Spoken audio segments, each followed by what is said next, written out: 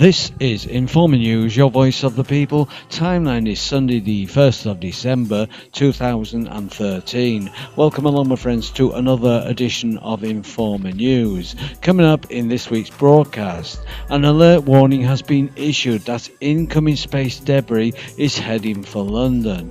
Also, has the Fukushima nuclear disaster potentially triggered a doomsday event? Also, who's behind the secret space program and the secrets that they don't want you to know about? And what did happen to the Apollo crew when the first official moon landing took place? Okay, into this week's news. This first report originates from bibliotechpleiades.net, titled "The Moon is a Foreign Nation." Apollo moon astronauts were often followed to the moon at times by UFOs. Official NASA Apollo 12 photograph AS12497319 clearly shows a large UFO hovering over an astronaut walking on the moon. The government agency policies of keeping UFOs secret from the general public is well known and has been well documented in several books by famous astronomers like J. Allen Hynek, who investigated UFOs for the US Air Force, Major Donald Kehoe, Timothy Good in his book Above Top Secrets, and many other professionals. One unquestionably absolute expert we may want to consult is Christopher Kraft, who was director of the NASA tracking base in Houston during the Apollo moon missions, when he revealed the following conversation after he left his work at NASA. Astronauts Neil Armstrong and Buzz Aldrin speaking from the moon. "Those are giant things. No, no, no. This is not an optical illusion. No one is going to believe this. Mission Control, Houston Center. What? What the hell is happening? What's wrong with you? Astronauts, they're here under the surface. Mission Control, what's there? Emission interrupted. Interference control calling Apollo 11. Astronauts, we saw some visitors. They were there for a while, observing the instruments. Mission Control, repeat your last information. Astronauts, I say that there were other spaceships. They're lined up on the other side of the crater. Mission Control, repeat. Astronauts, I didn't have any film at hand. 3 shots of the saucers or whatever they were that were ruining the film. Mission Control here. Are you on your way? Is the uproar with the UFOs over? Astronauts, they've landed there. There they are, and they are watching us. Mission Control, the mirrors. Have you set them up? Astronauts, yes, they're in the right place. But whoever made those spaceships surely can come tomorrow and remove them. Over and out.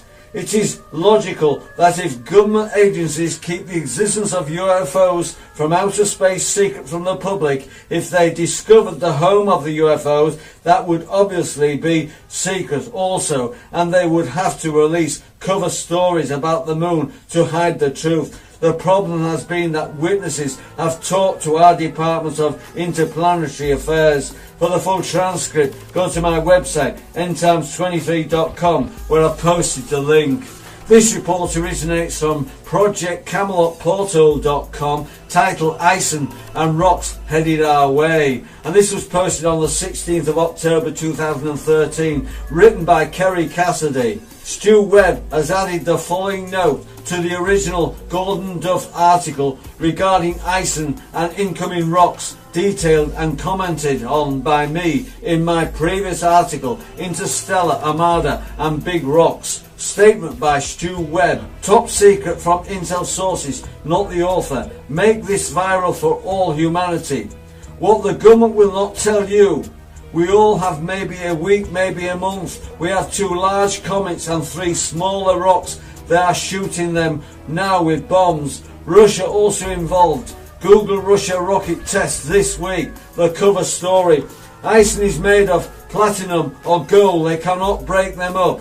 If a semi-truck size hits Yellowstone, the volcano goes off. One of the 2 larger football field size is expected to hit London, another to hit the Northern Hemisphere real soon. The one that hit Russia this year was the size of a refrigerator. This report originates from 2012 thebigpicture.wordpress.com, titled Cobra Update, the Secret Space Program, and this was posted on April the 25th, 2013. Are you really ready to hear the whole story? Really ready? How do you suppose people who refuse to accept the extraterrestrial life exists will react to this news when the announcement comes? It's going to be interesting. Posted on the 24th of April 2013, the Secret Space Program. Time has come to finally release some intel about the Secret Space Program. The hidden purpose of the Secret Space Program was to set a stage for the draconian reptilian takeover of the planet. The takeover attempt has failed, and soon the light forces will clear the last vestiges of the draconian control of this planet, the Cabal. The Secret Space Program was started in Germany immediately after the end of World War I. This info originates from the Third Reich Occult History.blogspot.com.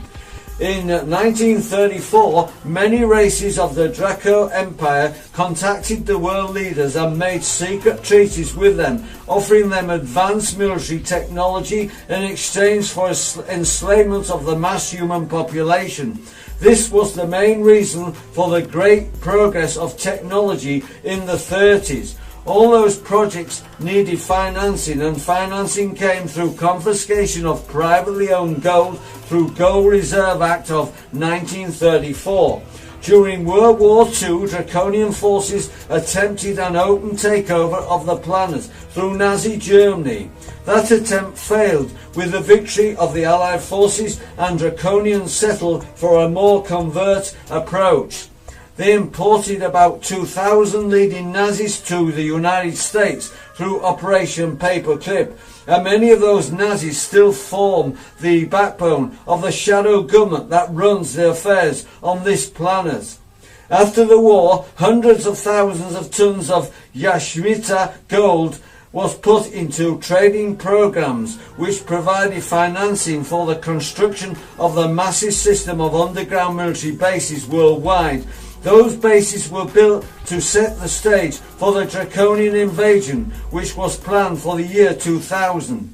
In the 50s, the Secret Space Program extended and also involved bases on the Moon and Mars. Construction of the bases under the surface of the Earth was ongoing, and in the 90s there were about 120 bases in the United States and about 400 bases worldwide.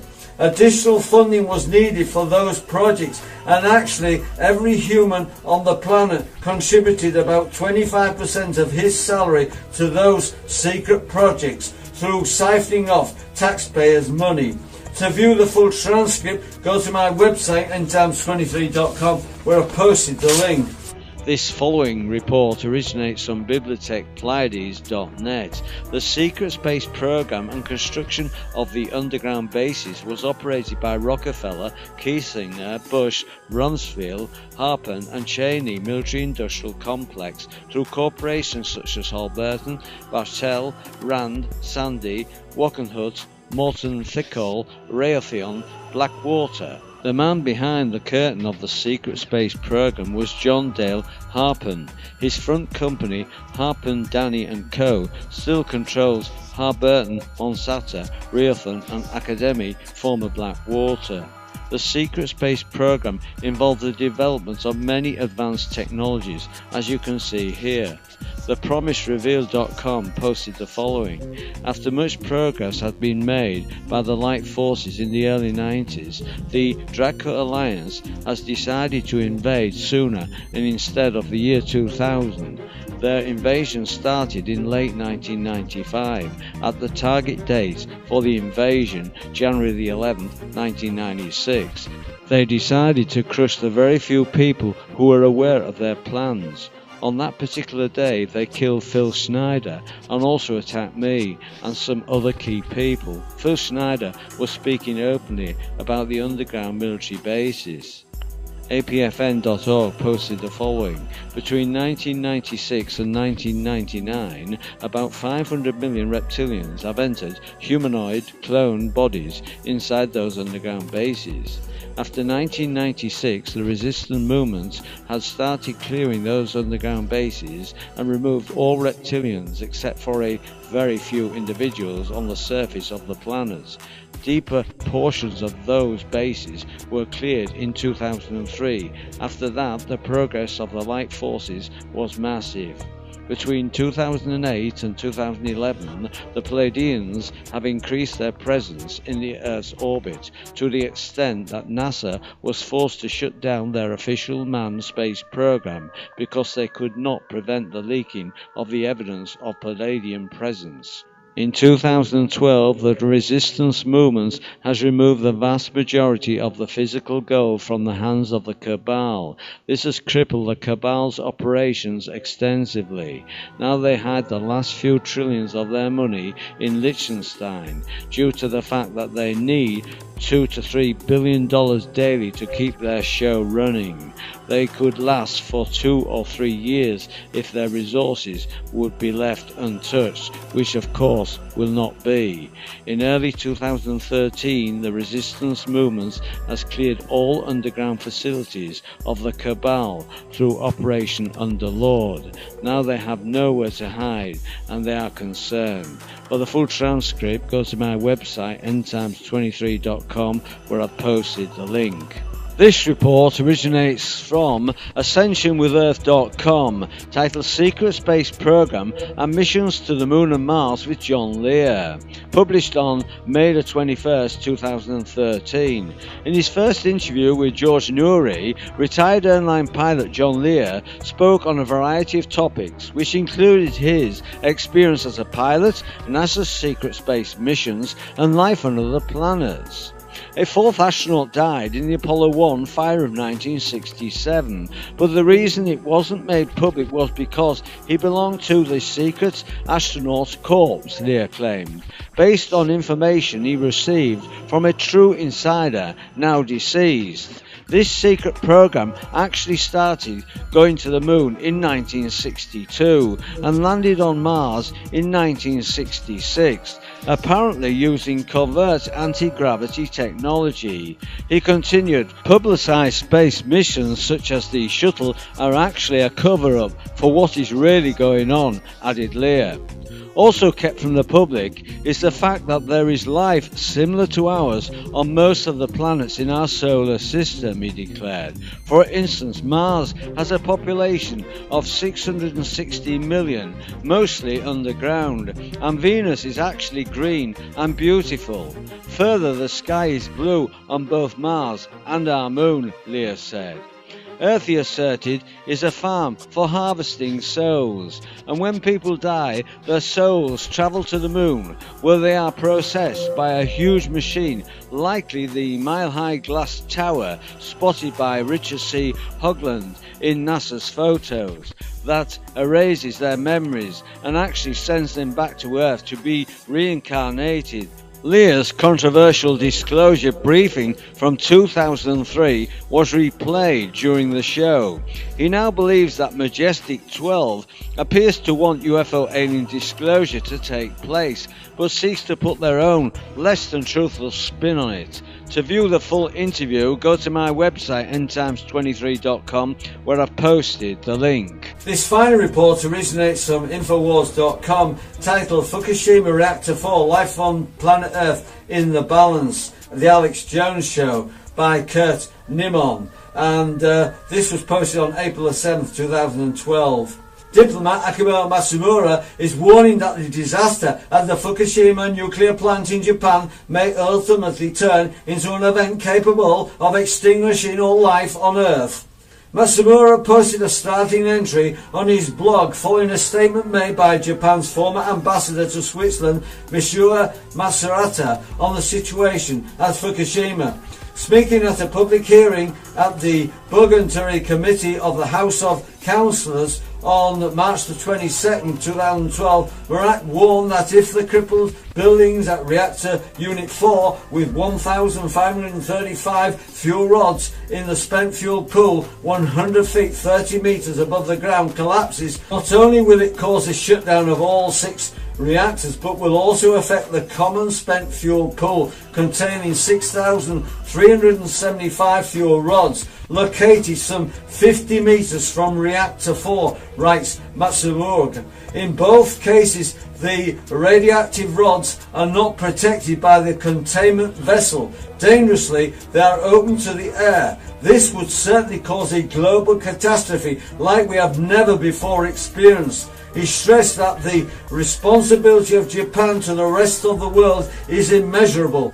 Such a catastrophe would affect us all for centuries. Ambassador Moshirata informed us that the total number of spent fuel rods at the Fukushima Daiichi site, excluding the rods in the pressure vessel, is 11,421. Moshirata then asked Robert Alvarez, former senior policy advisor to the Secretary and Deputy Assistant Secretary for National Security and the Environment at the US Department of Energy, about the impact of such an additional catastrophe at Fukushima. Matsumura, containing radiation at the crippled facility will be no small feat. Alvarez explained spent reactors fuels cannot be simply lifted into the air by a crane as if it were routine cargo. In order to prevent severe radiation exposure, fire and possibly explosions, it must be transferred at all times in water and heavily shielded structures into dry casks, Alvarez told Matsumura. He then said the 11,138 spent fuel assemblies stored at the Fukushima plant contain 134 million curies in cesium-137, roughly 85 times the amount of CS-137 released at the Chernobyl accident, as estimated by the US National Council on Radiation Protection. It is important for the public to understand that the reactors that have been operating for decades, such as those at the Fukushima Daiichi site, have generated some of the largest concentrations of radioactivity on the planet, he concluded. Matsumura admitted it is an astounding number and one difficult to comprehend. He wrote that 85 times more cesium-137 than released at Chernobyl would destroy the world environment and our civilization. This is not rocket science, nor does it connect to the pluralistic debate over the nuclear power plants. This is an issue of human survival. Akira Matsumura sent a letter to the United Nations Secretary General Ban Ki-moon. It is no exaggeration to say that the fate of Japan and the whole world depends on number 4 reactor. This is confirmed by most reliable experts like Dr. Arne Gundelson or Dr. Fumika Koide. He wrote to Kim Moon, "The world has been made so fragile and vulnerable. The role of the United Nations is increasingly vital. I wish you the best of luck in your noble mission." No word yet if this situation ever registered on the United Nations radar screen. Okay, my friends, you're all invited to join this channel by subscribing to End Times 23, which is a totally free subscription service. Now guys, if you sent a comment and I haven't got back to you, my friends, you'll have to excuse me, but I'm getting that many comments now, guys. It's getting impossible to answer them all. It took me 4 hours the other day to get through them all. And it's either knock on answering all your comments or knock off me videos, guys. And I think you prefer that I keep on with my videos. So if I don't get back to you, I do send my apologies to my friends. Also, you're invited to add me as a friend on Facebook and follow me on Twitter. Or if you'd like to take a look at my blog or join one of my circles on Google+, the links are under this video, my friends. All this week's news links can be found on my website, endtimes23.com. The link is under this video. Just click on the link and go to the top left-hand corner of the opening page and click on the Informer News tab. You'll find all this week's news links at the top of the page under this week's title video.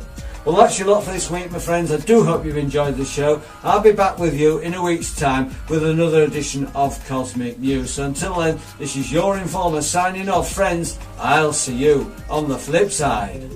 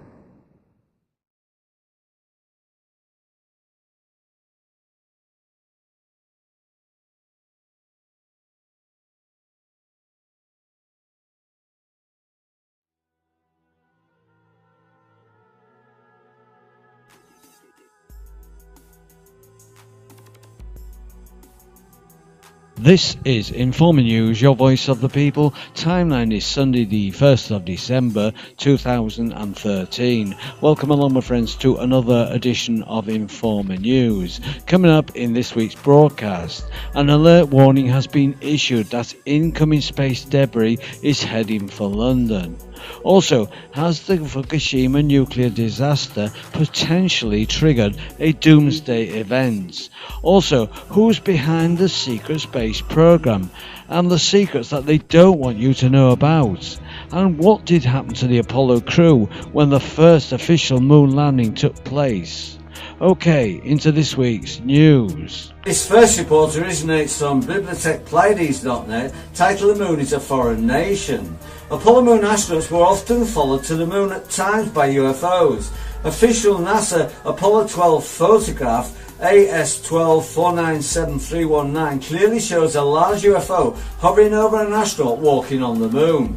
The government agency policies of keeping UFOs secret from the general public is well known and has been well documented in several books by famous astronomers like J. Allen Hynek, who investigated UFOs for the US Air Force, Major Donald Kehoe, Timothy Good in his book Above Top Secrets, and many other professionals. One unquestionably absolute expert we may want to consult is Christopher Kraft, who was director of the NASA tracking base in Houston during the Apollo moon missions, when he revealed the following conversation after he left his work at NASA. Astronauts Neil Armstrong and Buzz Aldrin speaking from the moon. "Those are giant things. No, no, no. This is not an optical illusion. No one is going to believe this. Mission Control, Houston Center. What?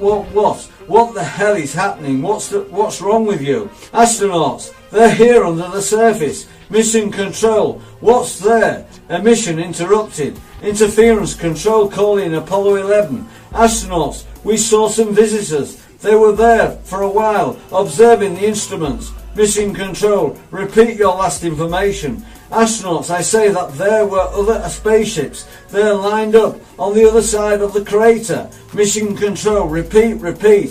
Astronauts, I didn't have any film at hand. 3 shots of the saucers or whatever they were that were ruining the film. Mission Control here. Are you on your way? Is the uproar with the UFOs over? Astronauts, they've landed there. There they are, and they are watching us. Mission Control, the mirrors. Have you set them up? Astronauts, yes, they're in the right place. But whoever made those spaceships surely can come tomorrow and remove them. Over and out. It is logical that if government agencies keep the existence of UFOs from outer space secret from the public, if they discovered the home of the UFOs, that would obviously be secret also, and they would have to release cover stories about the moon to hide the truth. The problem has been that witnesses have talked to our Department of Interplanetary Affairs. For the full transcript, go to my website, endtimes23.com, where I've posted the link. This report originates from projectcamelotportal.com, titled "Ison and Rocks Headed Our Way," and this was posted on the 16th of October 2013, written by Kerry Cassidy. Stu Webb has added the following note to the original